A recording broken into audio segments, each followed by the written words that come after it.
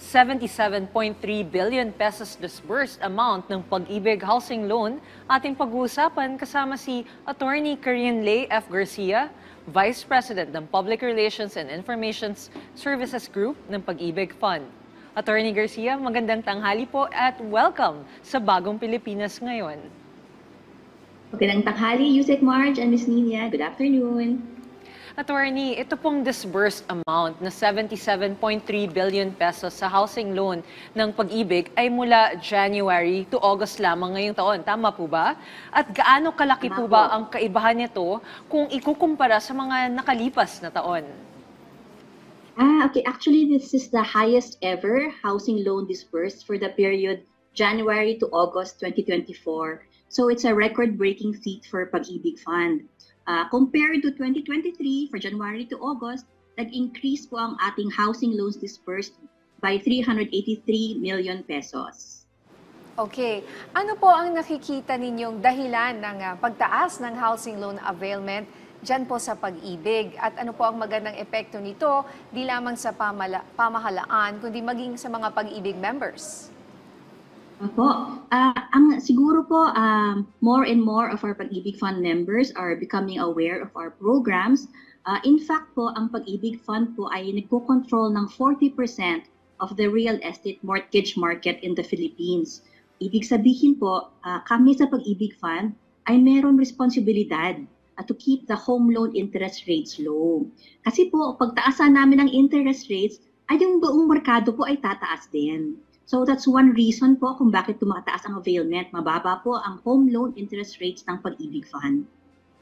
Mama, bukod pa sa mga sinabi niyo, ano pa po ba yung mga advantages na maaari ninyong maibahagi sa mga potential home buyers at Pag-ibig members na nais mag-avail ng housing loan ng Pag-ibig? Okay, one more advantage po versus siguro other financing institutions ay napaka-borrower friendly po ng housing loan terms ng Pag-ibig Fund. Unang-una, ang maximum housing loan term namin ay 30 years. Sa ibang institution po ay 20 years lang. Pangalawa, we allow co-borrowers. So ibig sabihin, ako plus 2 other persons can join together para ma-meet ang income requirement at makapag-utang na malaki-laki sa Pag-ibig Fund.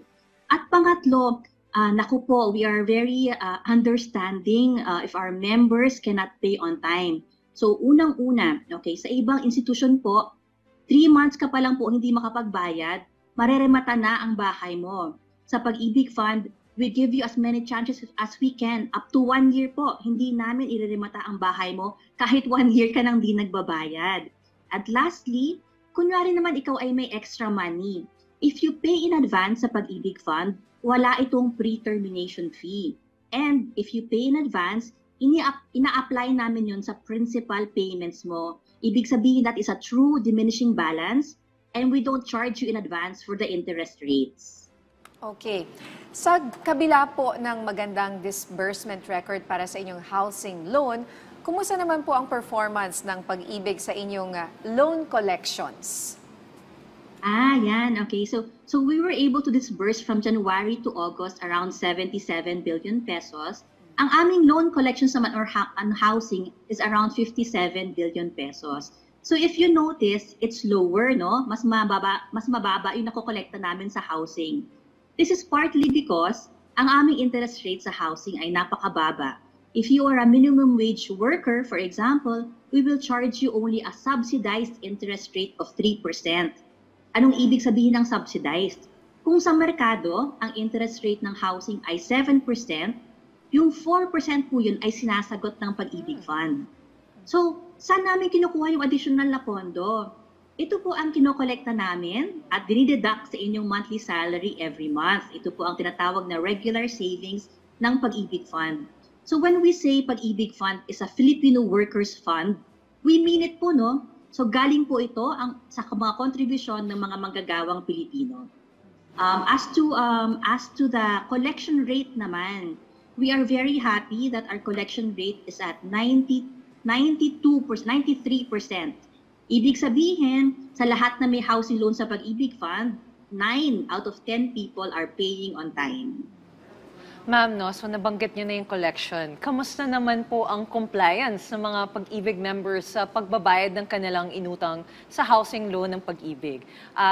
Masisipag po ba magbayad, ma'am? Yusek March, if I could give a grade, I would say outstanding po. So wow. collection rate, our performing loans ratio is at 93%. So again, it means 9 out of 10 housing loan borrowers Oh. are paying on time. Yes, Wow, imagine, 9 out out of of 10. 10. Nakakatuwa naman pong balita po yan, ano? So, mensahe nyo na lang po sa lahat ng mga miyembro ng Pag-ibig na nakatutok po sa atin ngayon, Attorney. Yes, for all our Pag-ibig Fund members, now is the best time to borrow a housing loan from Pag-ibig Fund. Again, our rates are the lowest in the market. If you're a minimum wage worker, meaning earning less than 15,000 pesos, 3% lang po ang interest rates ng Pag-ibig Fund Home Loan. And if you have more questions, you may call us 24/7 po ang aming contact center. Just dial 8 Pag-ibig or 87244-244. You can email us at contactus@pagibigfund.gov.ph. And as always, you can visit our website, pagibigfund.gov.ph. Okay, maraming salamat po sa inyong oras, Attorney Karine Lay F. Garcia, Vice President ng Public Relations and Information Services Group ng Pag-ibig Fund.